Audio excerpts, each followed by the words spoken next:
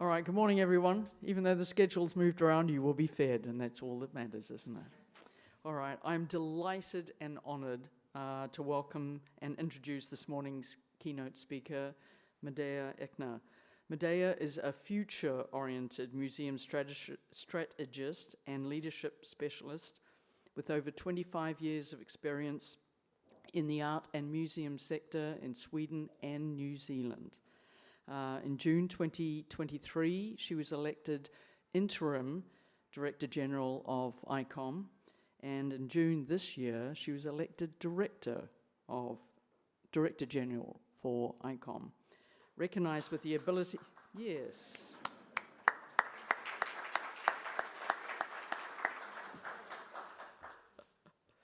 Recognized with the ability to lead ICOM into a new era of renewal and innovation. And with the original Teams meetings, Zooms meetings that we've had with Medea and her staff, I can attest to this. This is a breath of, it's not a breath, it's a gale of fresh air that is sweeping through ICOM, which we are absolutely so keen and passionate about working with on that respect. Prior to her new role, she served as Vice Chair of the ICOM Advisory Council, and she has also held significant roles such as Chair of ICOM Sweden and Board Member of the ICOM Nord Regional Alliance. With her passion for museum development and dedication for preserving cultural heritage, Medea has pledged to propel ICOM's mission forward, inspiring museums worldwide to thrive in an ever-transformative landscape. Medea will speak for 15 minutes, and then we'll invite 10 minutes of questions. All right, please, let's welcome Medea to the stage. Thank you.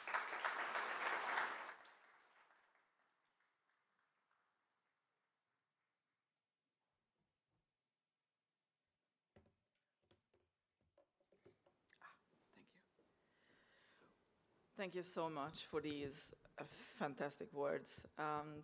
It means a lot to me, actually. I recognize myself in the future orientation. Yes, I really hope that I bring this fresh air to this huge organization that I will describe much more. And, well, your words keep me going. Thank you. So, dear colleagues, friends, participants, yes, it is an honor for me to be here in this venue with you today, the Scheepvaartmuseum, a place that, as you know, echoes the rich maritime heritage. We're here to celebrate and debate. And as we are coming to the end of these 5 days of Congress, I find myself reflecting on the remarkable journey we have embarked upon. This gathering has been about attending session and listening to speeches, of course, but it has also been about convergence of minds, passions, and visions. We have heard from inspiring voices in our field, exchanged ideas with professionals who are as dedicated as they are innovative, and together we have woven a narrative that connects the past, present, and future together. Firstly, I want to express my sincere gratitude to the ICMM President, Kristen Greenway, the Vice President, Vincent Lipanovic, Honorary Secretary General Sally Asher, and Chair of the 24 Program Committee, Zefeng Yu. Your efforts have made this gathering a success, as I feel, and it's thanks to you that we have this opportunity to come together. Well, it's both a responsibility and a privilege to represent ICOM today, the International Council of Museums. And I'm committed to fulfill this role with dedication. Introducing ICOM to some of you don't know, we are the world organization of museums and museum professionals with 2 standard-setting tools for museums worldwide, the ICOM Museum Definition and the ICOM Code of Ethics for Museums. It has been mentioned a couple of times, the air condition, a lot of things. Well, We are a membership organization with close to 60,000 members, spanning over 130 countries and territory. The organization is growing 10% each year. Can you believe it? It has to be handled somehow. Well, approximately 4,000 museums are connected to ICOM. Our individual members are connected to our 34 scientific committees, collectively driving museum innovation worldwide. ICOM's mission is to connect museums and museum professionals together to network and collaborate, to fight illicit trafficking of cultural items and heritage protection in times and places of crisis, disaster, and war. And the ICMM is one of the 22 affiliated organizations linked to ICOM, with actually power of influence over our organization and with access to the entire ICOM network. Well, I discovered that the ICMM became formally affiliated with ICOM as early as 1982. It's a long time ago. Much has happened, or not enough. We'll see.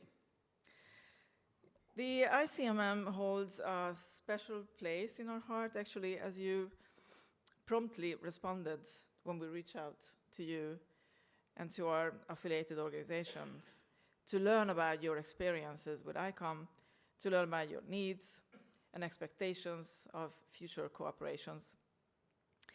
And as a result, here we are today to build our relationships, and we value that highly and want to explore much more. Uniting with essential ICOM partners such as UNESCO, ICOM, ICOMOS, ICA, IFLA, UNIDROIT, OECD, and so forth, we are building a global network of connections. It's huge. It's both a privilege and a responsibility, and it's essential that we honor it, because what we do and what we avoid doing has a significant effect on people and society.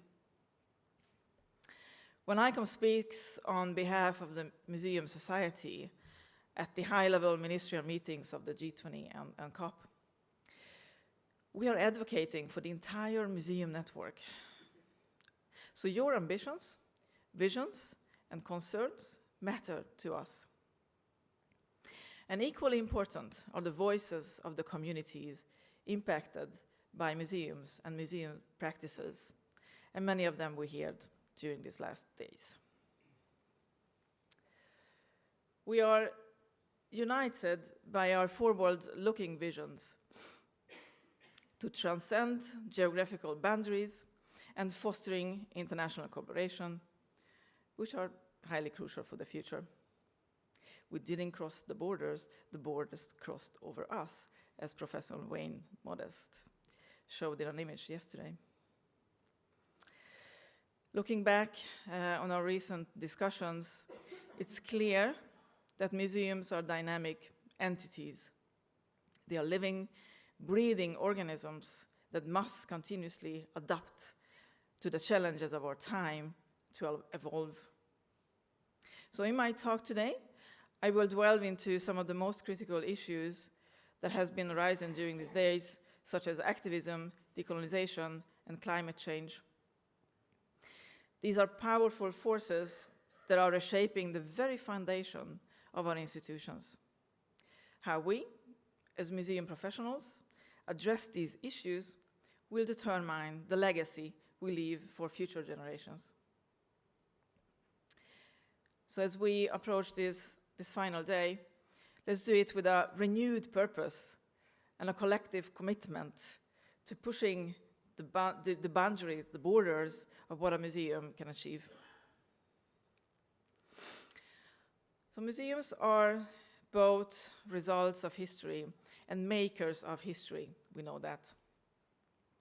In recent years, museum institutions have been re-evaluating their role in history and in shaping history. Museums have always had to relate to the changing social, economic, and geopolitical conditions which we are a part of. The principles and ideologies that guide museums have evolved with generational and ideological shifts. As Lars pointed out yesterday, I don't want to be told what I should think, and surely not as how we think and how we feel shifts through time and space. The history of museums is a complex mixture of violence, theft, conflict, entwined with dreams of edification, visions, and collaborations, and linked to the global history of encounters between nations, continents, and people. Throughout the 19th and 20th centuries, Western museums and anthropologists actively imposed Western knowledge and values on societies worldwide. This often involved with exploitation, unfounded racial theories, and a lack of respect for the dignity of the people they studied and wanted to understand. When museums have the power and capacity to drive change and transformation, and to play an active role in shaping a just and sustainable future. As outlined by Robert Janes and Rachel Sandel, museums hold intellectual and civic resources that can be mobilized and to address pressing issues. And they are increasingly doing so with courage and conviction. Since the 1960s, museums have taken on important issues such as climate change, racial inequality, decolonization, migration, and gender issues, to mention some. And over the past 50 years, we have embraced the role as influential actors with a unique responsibility to address societal challenges. So, in principle, there's nothing radically new in the fact that in the recent years, we have seen an increasing number of museums defining themselves as critical agents of change and activism. So, what is our degree of discomfort? For many people, museums are places of colonial expansions and never-ending colonial crime scenes. I often hear museums emphasizing their role as trustworthy institutions in society. Words as trust and honesty have come up several times these days, highlighting the importance of these phenomenon. Are we trustworthy? I ask the question, and I would say yes and no. I understand the importance of trustworthiness, which includes openness, transparency, honesty, and authenticity. The concept of the spiral of trust from leadership theories comes to my mind, of the significance of openness in fostering trust. Openness leads to trust, which leads to more openness, which leads to more trust, which leads to more openness, which leads to more trust. In a spiral, we are in deepen our relationship. We also, at the same time, acknowledge the importance of our relationship. So it's essential to recognize that while I'm responsible for being open, trust is built by the other person, within the other person. It can never be forced. So the accumulation of past and present harmful experiences within people, communities, and societies can lead to a long-term challenge to trust for generations and generations. And this underscores the crucial need for museums to show willingness to embrace openness and transparency, and just doing it over and over and over again. For example, when dealing with the racism of the present instead of the past, Wayne again.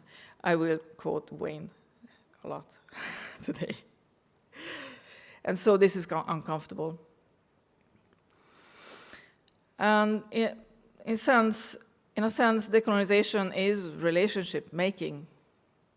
In the construction of knowledge production, about who produces knowledge, about whom and why, and what knowledge is produced, is created under relationship making. So decolonization will not politely accept invitations to co-create. Instead, it will deconstruct the core structure of museum practices and our inherited narratives. Slowly, museums are evolving from spaces that once affirmed power to ones that challenge it. And ultimately, for a relationship to arise and last at all, power must be released. I'm critical, Wayne. I'm awake, I'm aware. What I see and experience is uncomfortable. As the ICOM Vice President Terry Nyambe once said, when discussions on repatriation and restitution are initiated, they are always uncomfortable. So to embrace the uncomfortable is to welcome the unknown. To embrace fear is to accept loss of control. When we accept loss of control, we learn, we unlearn, and we change. For those of you who are privileged enough to work in museum institutions, we have an obligation to engage in this transformation. So museums are evolving, and their potential to drive social and environmental change is immense. You are active participants in addressing the complex challenges of our time.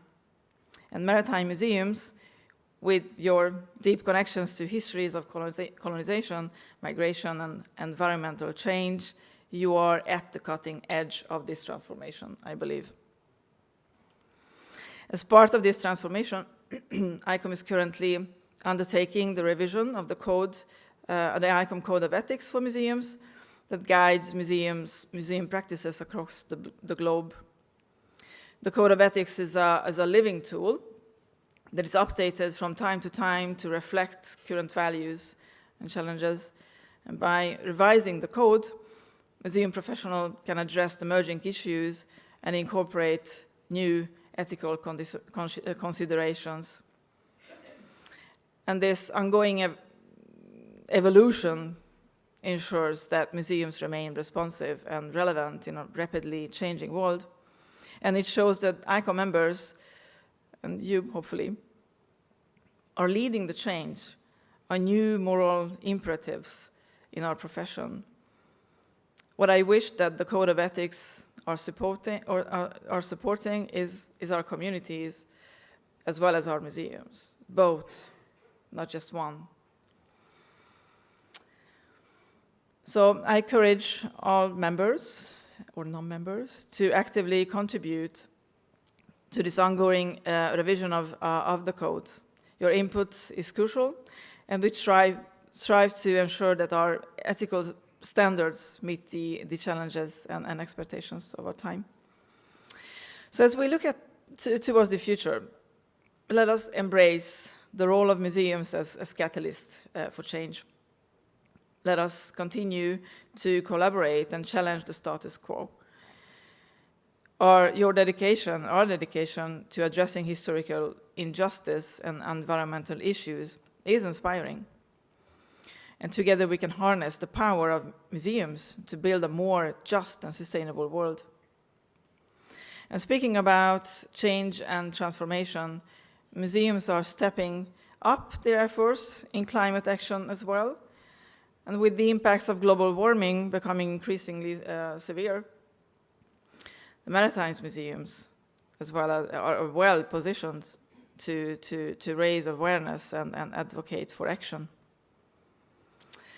ICOM is recognizing these efforts across the network with the new ICOM Award for Sustainable Development Practices in Museums. This is a pioneering global award highlighting climate actions in museums. And the ICOM Award will provide a platform showcasing the collective efforts and dedication to social and climate activism. It's not just an award, I have to say. It's meant to be a catalyst for change and for the establishment of the new practices we museums need and the way we inspire each other. In conclusion, let us seize the opportunity to ensure that museums play a transformative role in addressing the legacy of history, in shaping the changes we need and the future we want. On behalf of ICOM, the International Council of Museums, I thank you for your commitment to this cause. Thank you very much.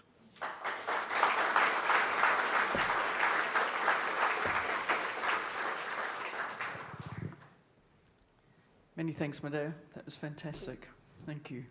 All right, we'll take questions. I thought I'd kick off with one. So as with ICMM as one of 22 affiliated organizations with ICOM, if you have mentioned some examples of work that we could do you feel there's anything that is of paramount importance that ICMM could be addressing to help support ICOM?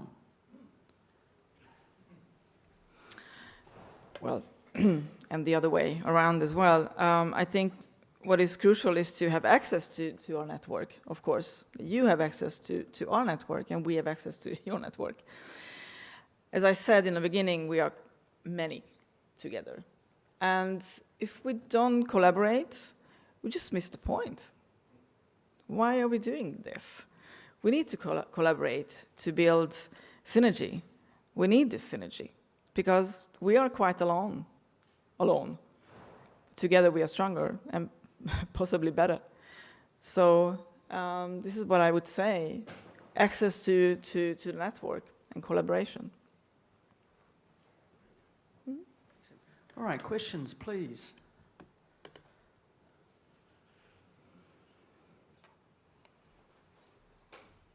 I'll bring it to you. Thank you, Marcelo. Thank you. As arising these new horizons, what do you think about the distinction about community and society, or Gesellschaft and Gemeinschaft? No? Well, according to how I see it, communities are everywhere. Society is perhaps something bigger, as I refer to. When I think about society, it could be a country, a territory, a landscape. Might be a nation. A community can be big or small. Could be here or there, anywhere, and kind of belong to a territory or place, but also doesn't have to. Yeah. This is how I think about communities. So I love working with communities. It's kind of the purpose of museums, I think. True. All right, anyone else? I have one more, Medea. Oh, Kevin. I like asking the questions that I'm not sure where the answers might go. I'm curious to know, in the room, how many of us are members of ICOM?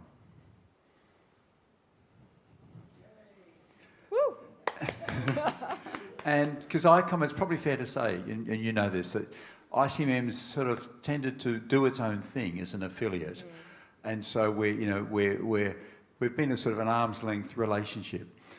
I suppose my question for you is that actually helpful to ICOM, because we're in the tent but we're out of the tent in one way?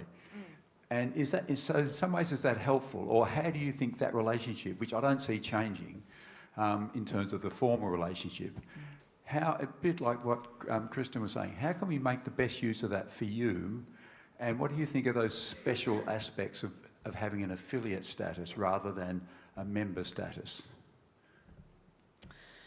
I think that it could be combined, though doesn't necessarily have to be combined, but you are kind of a little bit as a member because you have voting rights. And this is what I mean when I say you have actually the power of influence on our organization. We don't have the same on your organization. So actually you have more power than what we have. So in a sense, you are acting as members because you vote on things. You can propose things. You participate in an advisory council meetings, for example, which is basically ICOM, are chairs of national, international committees, affiliated organizations, regional alliances, are participating. They are driving forward development within our organization. And so you participate in that, and you can do it, so to speak. All affiliated organizations are not taking part in our meetings today. But I can understand it. It's not that fun. I mean, it's much more fun to cooperate, I would say. So I'm not sure where it started, our relationship. It started 1982. You established something, you had a purpose. There was something there that kind of got lost during the way. And today, before we met you, we had no idea who you are, what you were doing, what you wanted with ICOM. And well, we are here to find out. Because, well, partly we need to understand who has power over influence our organization. And it's not that we don't trust you, we trust you more, we want to engage you more. So, yeah, what can you do for us? Well, I think this is what we are discovering now. So we are meeting you, we had a couple of meetings, I'm here, I'm there. We will get back to you with the reports and call for a new meeting to investigate what else can we do. I mean, we had so many ideas, shared newsletters and what else, access to the international committees and things like that. Just more communication that supports collaborations in the future. That's a really good start because it doesn't really exist today. But what else? I mean, there is more, I guess. But just let's find it out. Yes? May I raise something with you? You referred to your enthusiasm for working with community. Now, having sat through the conference, or Congress, and having listened to what you've said, and being outside of the professional paid workforce within this sector, I wonder if you give, or anyone in the sector actually gives due credit to those who work for free within the museum sector. I'm aware, certainly in my country, that Australia, that volunteer labour is enormously important in driving this whole museum movement, whether that's Maritime Museum or whatever. Do you think there's any role for increasing attention and awareness and appreciation for volunteer labour that holds this sector up? It's a good question. I think we will die without it. Not just museums, some museums who are dependent on voluntary power. ICOM would die because everybody are volunteers. It's everybody except the Secretariat. We are hired, nobody else is. So 60,000 members. If we just don't count with the institutional membership, we have 56,000 individuals working for free for ICOM. So I would say that voluntary power, of force, is kind of essential. We have to recognize it. We do it a lot of times during our general conferences, for example. We highlight not just the efforts of all these individuals who voluntarily work for our organization, but their spouses, their partners, their children. When we are occupied with ICOM and the museum network and whatever we want to achieve on voluntarily basis, our children doesn't get dinners in time, and our spouses doesn't have us, you know, for a movie, because we are working with something for the museum community. So yeah, I think we have to, of course, acknowledge it, and of course, I can only see that museums must do that, of course, who are dependent on voluntary power. So if you don't get the recognition, speak out. Good. Yes, you are. Good. And here is our amazing group of volunteers. Yes, exactly. All right, Medea, thank you very much. On behalf of everyone here at ICMM, we thank you for your time and your commitment and that gale of fresh air. Thank you.